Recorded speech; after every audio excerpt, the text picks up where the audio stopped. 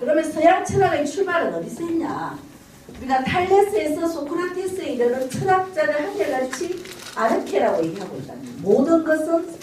모든 것은 시초이면서 모든 것을 배후에서 지배하는 궁극적 원리를 탐구해야 된다라고 이렇게 얘기를 하고 있습니다. 좀 이제 여기에서 뭐 탈레스의 무리라고도 얘기하고 있죠, 그죠? 그래서 탈레스는 서양 철학의 아버지라고 이렇게 얘기를 하고 있습니다. 아리스토텔레스가 탈레스에게서 서양 철학이 시작되었다고 본 이래로 탈레스는 서양 철학의 아버지로 일컫고 있다라고도 얘기를 하고 있습니다. 그래서 고대 그리스 세계 7현인 중에 한 사람이 탈레스라고 얘기하고 있습니다. 우리가 보통 철학자 하면 뭐 플라톤, 아리스토텔레스 뭐 이런 분들만 우리가 생각하고 있지만 탈레스라는 말은 굉장히 좀 생소하죠, 그죠?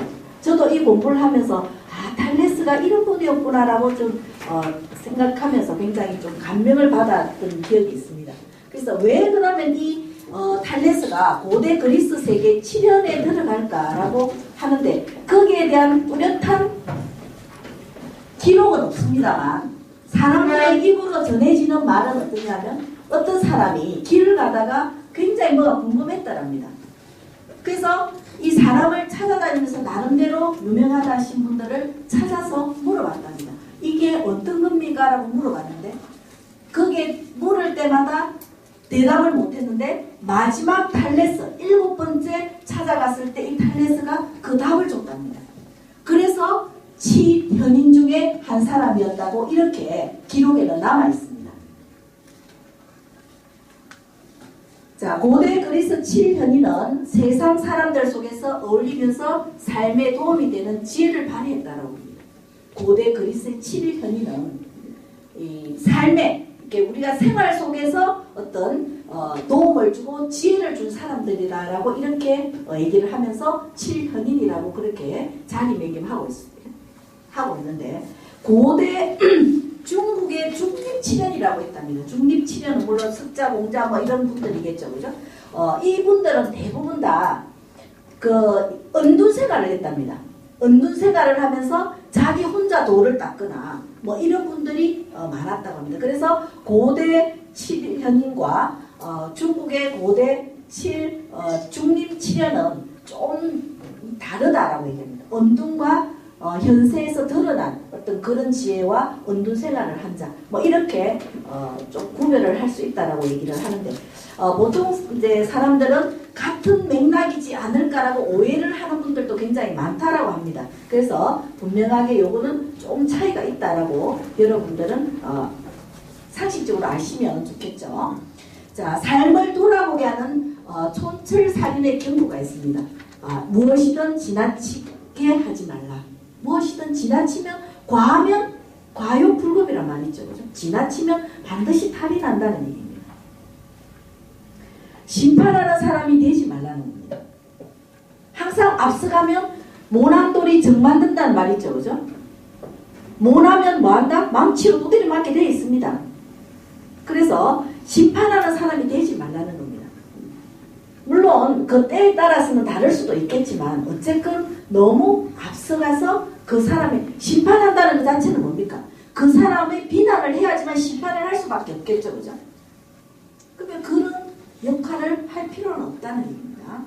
자, 그 다음에 심판을 하면 심판받는 사람과 적이 될 것이다 라는 거죠. 항상 적이 됩니다. 그리고 너의 혀가 생각보다 앞서 달리게 하지 말라. 말이 뭐다? 칼보다 더 무섭다라고 하죠. 그죠? 이 혀가, 한치의 혀가 사람을 죽이고 살리고 하지 않습니까? 그래서 혀를 함부로 놀리지 말라라고 합니다. 이게 삶을 돌아보게 하는 촌철살인의 경고라고 합니다. 자, 여기에서 삶을 돌아보게 하는 촌철살인의 경고가 또 하나 있죠. 그죠?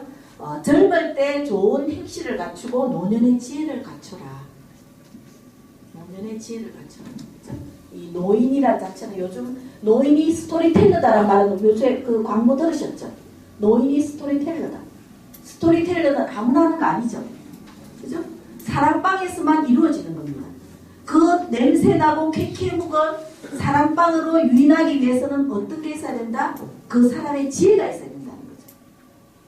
그래서 요즘 광고 참, 저 그 광고 들으면서 굉장히 참 기발하다. 노인이 스토리텔러다. 너무 한번 생각해 보세요. 그 스토리텔러가 아무나 되는 건 아니라는 거죠. 엄청난 지혜가 있지 않으면 스토리텔러가 될 수 없습니다. 여러분들도 이제는 스토리텔러가 돼야 됩니다. 그죠? 전문 스토리텔러.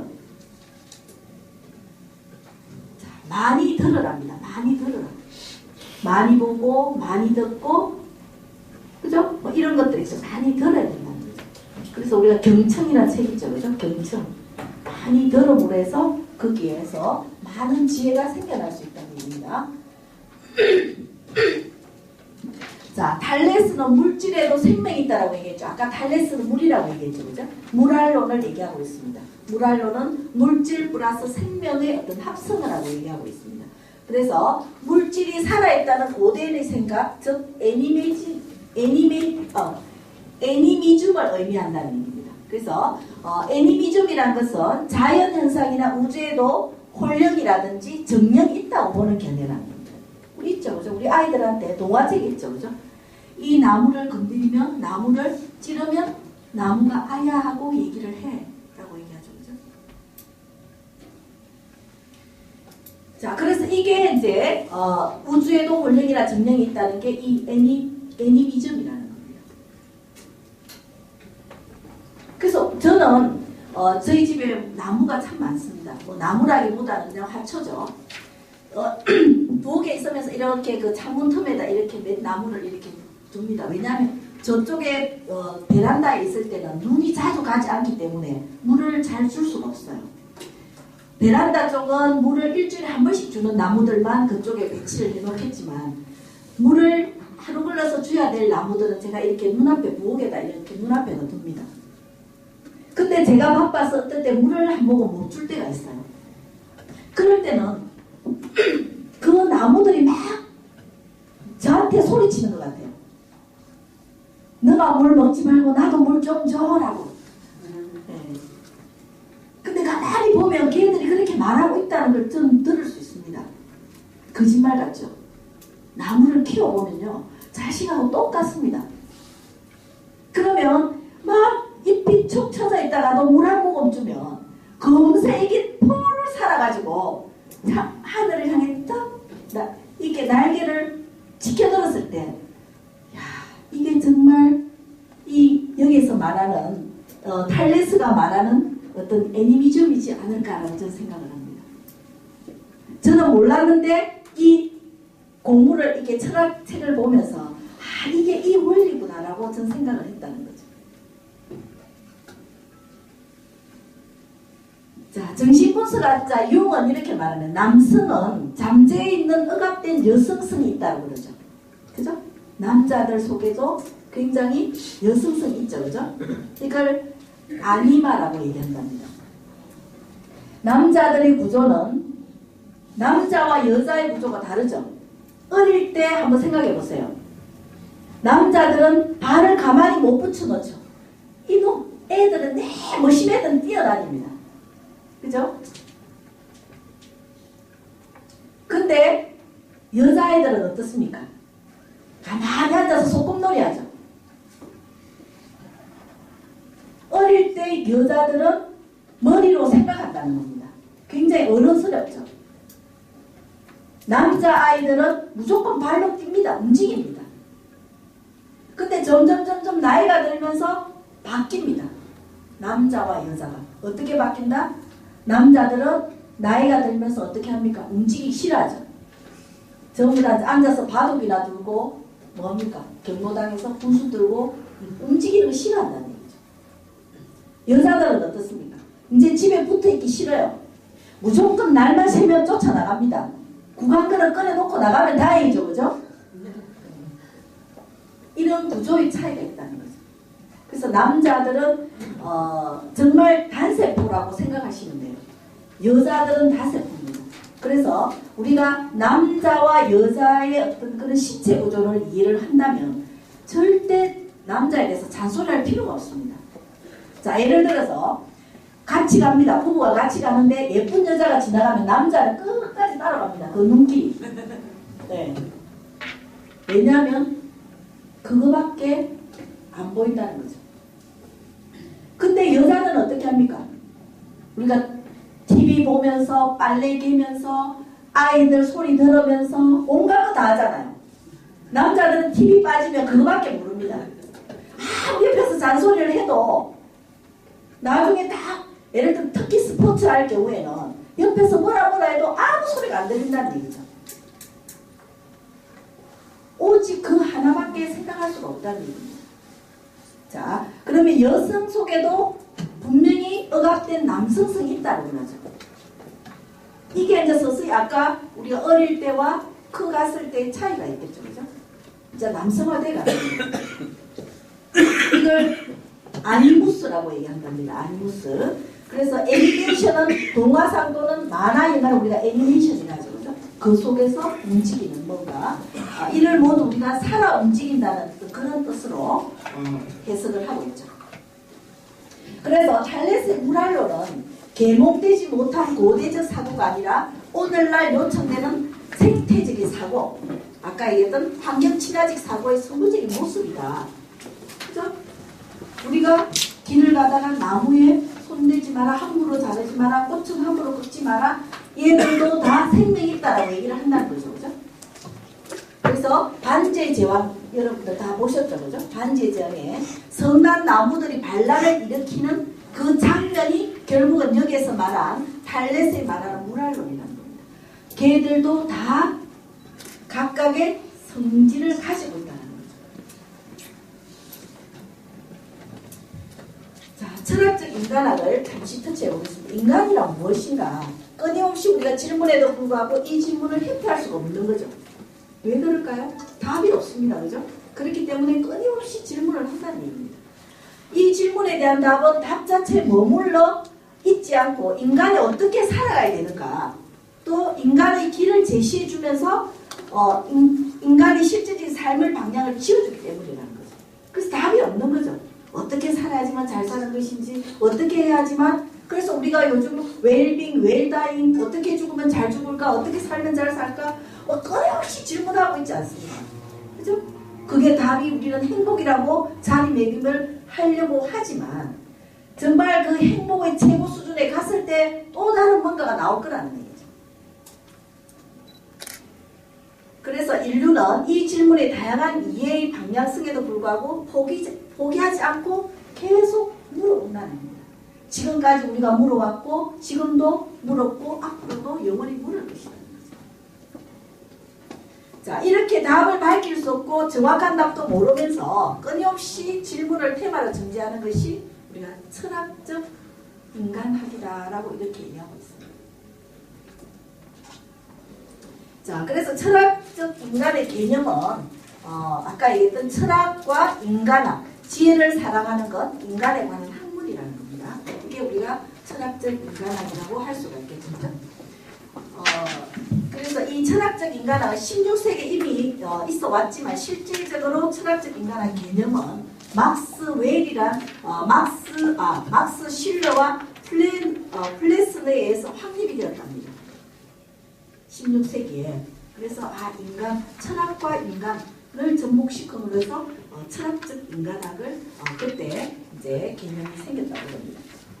그래서 실러는 인간이란 무엇인가, 존재계에 있어서 인간의 지위는 무엇인가, 인간의 본질과 그 본질 구조의 기초다, 뭐 이런 여러 가지 어떤 무생물, 식물, 동물, 그죠? 일체 그 기초에 대한 육체적, 심리적, 정신적 이 모든 것들이 전부 다 인간학과 철학적 인간학과 관련이 있다라고 얘기를 합니다. 그래서 모든 것을 포괄할 수 있는 게 우리가 철학적 인간학이라고 말할 수 있다는 얘기겠죠. 자, 엠피도클레스의 철학사적 공헌은 이런 논에서 충돌을 피할 수 없었던 존재와 생성 사이에 갈등 해소를 위해서 다원론 철학의 물꼬를 틉니다. 다원론. 그래서 이제 우리가 불교에서도 4대라고 이제 부르는데 4대가 뭐겠습니까? 물, 흙, 그죠? 공기, 뭐 이런 것들을 우리가 4대라고 볼 수가 있습니다. 그래서 엠파도클레스는 4가지 뿌리가 결합하고 분리되는 힘을 이분은 사랑과 미움이라고 이렇게 얘기를 하고 있습니다. 즉 인력과 청력이라는 거죠. 끌어당기고 밀어내는. 사랑은 우리가 끌어당기고 미움은 밀어내는 거잖아요. 그렇죠? 이게 엠파도클레스가 말하는 어떤 이런 놈라고 부르고 있다는 거죠. 결국 사람이 미움이 교체되는 것이 반복 순환이 되더라는 겁니다. 늘상 사랑스러운 건 아니죠. 처음에 우리 연애할 때 모든 것이 다 아름답고 모든 것이 다 좋아 보이잖아요. 근데 딱 조금 시간이 가면 어떻습니까? 이제는 그 사람이 미움이 보이죠. 이게 반복하고 순환하다. 그러면 영원히 또 미워지게 되면 못 살겠죠. 그죠? 근데 또 어느 순간에 또 인간이 또 예뻐 보여. 사랑스러워 보인다는 거죠. 이게 계속적으로 순환이 되더라는 얘기입니다.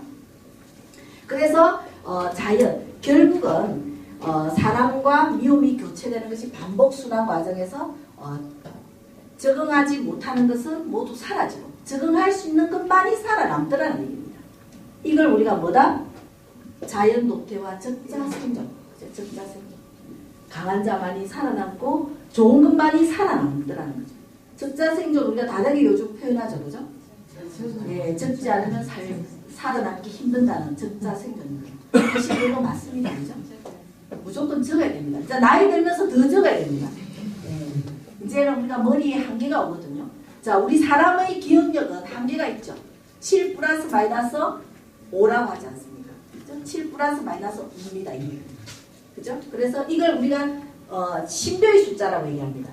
아무리 많은 걸 내가 좋은 걸 많이 흡수를 하려고 해도 인간의 기억은 뭡니까? 5개에서 9개까지 기억할 수밖에 없다는 얘기입니다. 자, 우리가 여기에서 말하는 브루스 윌리스 주연 제5원소 나오죠. 여기에서 이제 엠페도클레스가 말한 4원소를 여기에서 밑바탕이 깔린 그런 영화라고 그럽니다. 그걸 이제 밑바탕으로 사랑. 거기에서 결국은 하나의 원소가 뭐냐면 사랑을 찾아간다는 어떤 그런 마지막 내용이 나오죠. 그죠? 자, 자신의 철학을 위해서 목숨을 던지는 게 소크라테스죠.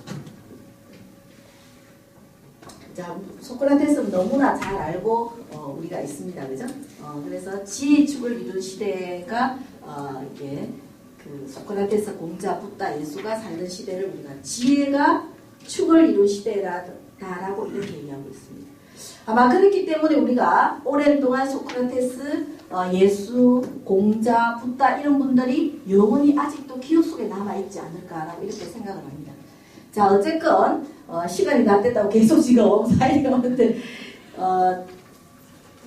이 플라톤 사상을 개성했고 뭐 철차 이런 것들이 있습니다. 그래서 제가 오늘은 앞에서 서두에서도 말씀드렸듯이 이번에 첫 시간이라서 제가 좀 아마 부족한 부분이 많았을 줄 생각합니다만 다음에 기회가 된다면 좀 더 많은 재미난 어떤 내용을 가지고 다시 여러분들을 찾아뵙도록 하겠습니다. 감사합니다.